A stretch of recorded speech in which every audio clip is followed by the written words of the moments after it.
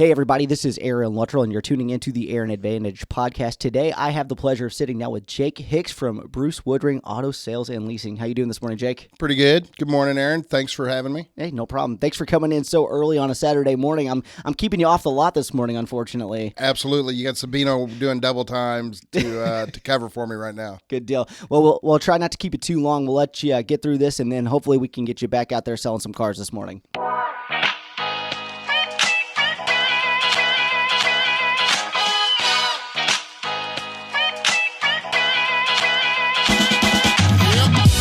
So the first thing I wanted to talk to you is, obviously in the name we've got Woodring Auto Sales and Leasing.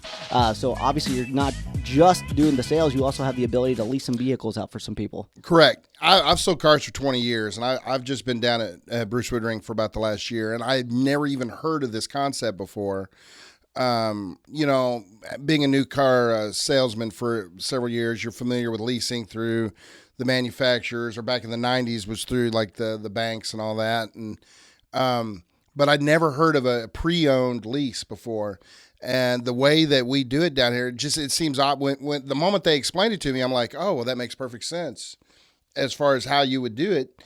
And what it does is we use that as our in-house program, what you would call like a buy here, pay here, for lack of a better term. Gotcha.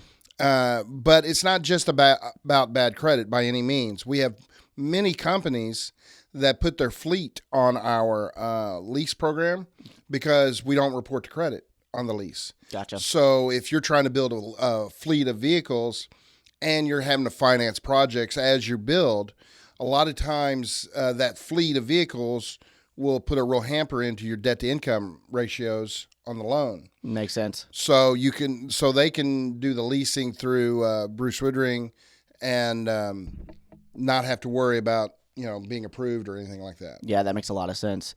Now, I know also that you guys can do not just the fleets, obviously, but the individual leases and helping people out that way as well. Absolutely. We do. Obviously, it was originally designed to help people in poor credit situations where, our main concern is what's your car credit. You know what I mean? How well have you paid your cars? We don't care about the student debt or the medical bills and all that other stuff. We just wanted to make sure that, if we let you lease this car, and the reason why we do the lease is because the vehicle always stays in our name. Right. Makes it easier to, if you quit making those payments. We'll come get it. That's right. Still ours. But it's a great program. They've been doing it since 1979. And I mean, we have somewhere between 450 and 500 people at any given time on a lease in the tri-state. Awesome. Now, you also mentioned, obviously, you guys are a pre-owned dealer. So what does that look like? A lot of people have misconceptions of what car dealers do, how they operate, how they get their cars. Kind of break down a little bit of the different options that you guys offer.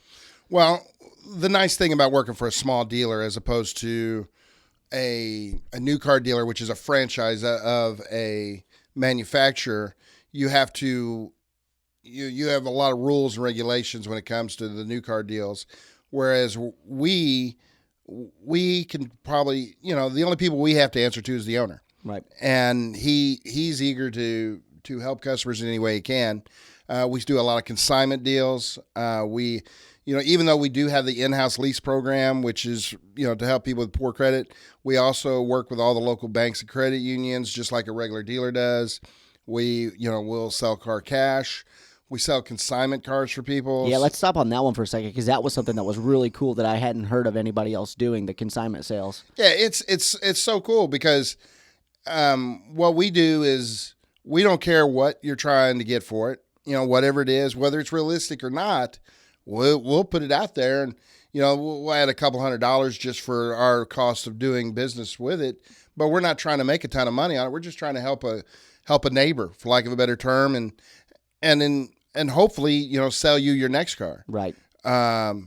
We've fact is this month I've sold everything from a 95 Mustang for $3,800 and up to a $53,000 F-350, and both were consignment pieces. Nice. Just running the gambit of everything out there. Every make and model. We've got an RV on the lot that's a consignment piece.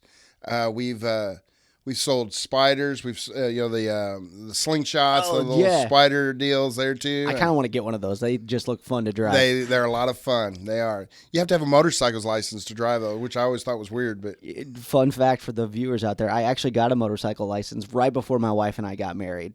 Made a bet with my mother. So you've never been able to use it. So I've never had a bike, yeah. So my wife was actually kind of on board, and we found out pretty soon after we were married that we were having a little girl, and we were really excited and everything, and my mother-in-law and I made a bet, $50, that I would not have a motorcycle. And I said, I guarantee you, by the end of next August, I will have a motorcycle. Have you paid that debt yet? I wrote her a check on August 31st. Yeah.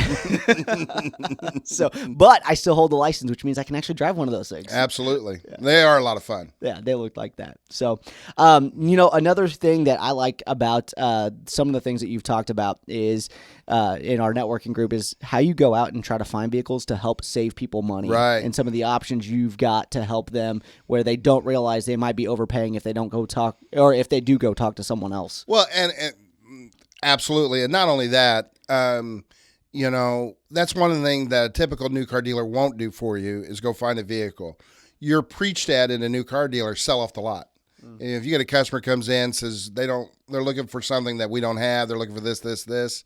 Well, maybe they need to go find a salesman. You go take them back out on the lot and find something that'll work for them.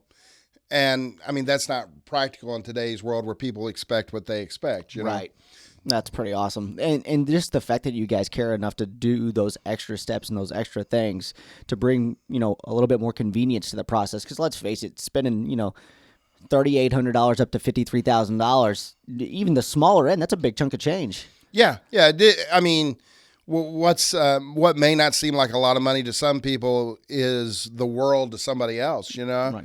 And you always have to keep that in mind and not assume that everybody is at your place in life or everybody is dealing with the same things you're dealing with. And sometimes that $3,000 car, that $5,000 car changes their life in ways that a lot of us can't even wrap our brains around. Yeah, absolutely. So let's talk a little bit more about the lot itself. Where are you guys located? We are on the Strip in Henderson, right next to Mr. B's. Okay. And how long have they been there? Well, okay, they've been in Henderson since 1979. We've been on the Strip, I think, since around 2000. Excellent. And then what kind of inventory you guys typically keep on hand? Well, we typically keep about 100 cars and mostly newer cars. This is one of the things that really surprised me. When they recruited me to come down there, one of my biggest concerns is I'm going to a small used car dealer in Henderson. Oh man, this is going to be nothing but a bunch of, $5,000-$6,000 cars that, are going to be beaters and all this other stuff. That was the mental image I had. Well, when I got down there, I mean, they're all 18s, 19s. I mean, we got 2020s on the lot, all within, I shouldn't say all, but most within factory warranty. Just sold a 2019 Nissan Rogue on Tuesday. Yeah. Sold a 2019 Ford Edge yesterday. Nice. So it's every bit as nice of a used car inventory as you would see at any new car lot. Excellent. Without the overhead, so that allows us to sell a little bit less. Very nice. Anything in particular that kind of sets Bruce Woodring apart from other people? Well, it's so many things, but I'd have to say the number one thing is the Woodrings themselves. Like I said, I've sold cars for 20 years. I've literally worked in the car industry since 1993, and either in parts or I've turned wrenches. I've done, at a dealership, I've done everything that there is to do except maybe detail. And I've never worked for better people in my life. I mean, they are amazing people. They would give you the shirt off their back, and the community knows it. I mean, the mayor of Henderson comes and buys his cars there. The police chief comes and buys his cars there. It's amazing to me. Everybody who walks in the door, well, I've known Bruce since 1953, and you know what I mean? It's just, that's the way everybody is down there. Everybody loves them, and because of that, they're so open and so flexible to taking care of the customer.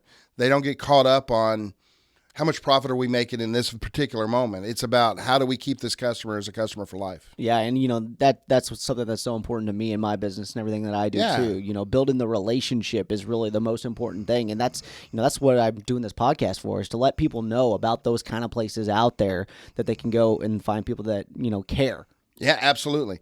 I have literally worked at dealerships before where I was told once that customer leaves your lot, you're never going to see them again. So there's literally nothing that should keep you from doing anything possible to sell that car. Man.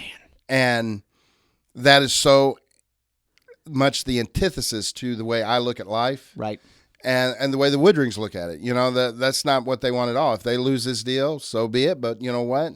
I'm still your friend, and if you have any problems with that car, come see me and let me help you out with that car. You know, I mean, it's very much a hometown feel. Yeah, let's face it, Jake. You know, you get a used car salesman and a real estate agent in a room together, and it looks like we're just walking into a joke. But to have someone else who has that common thread of, hey, let's actually take care of the client and do what's right by them, it's always nice to kind of dispute the claims that are out there. Absolutely, and you know, I have fought that image. Right. Ever since I've sold cars, is I've never wanted to be that stereotype. You know, the Grecian formula, greased back hair, reading the newspaper with the feet up on the desk when the customer walks in. That's the last thing I've ever wanted to be, and I've always tried hard to separate myself from that. And the nice thing about Woodring is them's my peoples. They kind of feel the same way. Yeah, they give you a platform and a place to make that absolutely as easy as possible. Yeah. So anything else that you think is absolutely imperative for the people to know? Well, I would just say that, you know, the great thing about there's so much about that leasing program that separates us from everybody else. Not only is it good for people with poor credit, it's good for companies that are trying to free up their credit, but we help a lot of people with, let's say, international driver's license. Okay, yeah. You know what I mean? Right. People that may not have a social security number, may have just like an it's ITIN, I believe, is number and all that. Right. We have Spanish speakers at the dealership, and I would say, you know, I was saying between 450 and 500 people are on lease. I would say over 200 of them don't speak English. Yeah. Because, I mean, we've kind of catered to that market of, you know, people who, a lot of cases, don't have anywhere else to go. Yeah, it's one of those things that, you know, I never even crossed my mind to think about as far as international drivers or anything else like that. So that's really good to know. Yeah, absolutely. Yeah. So, all right. Well, Jake, thanks for coming in. Why don't you go ahead and rattle off the best place to find you or locate you or contact you for the people watching the video for us? Yeah, sure. Absolutely. Jake Hicks, Bruce Woodring Auto Sales. My phone number is 812-604-1285. You can email me at jake@brucewoodringauto.com. And we'll make sure and get that on the video as well. Jake, really appreciate you coming in and talking with us this morning. I appreciate being asked to come here, Aaron. I appreciate it very much. Thank you very much. Have a good one, guys. Hey, this is Aaron Luttrull. Thank you so much for checking out the Aaron Advantage podcast. If you would like to be a guest, please feel free to reach out to me anytime. We're always looking for other people to interview.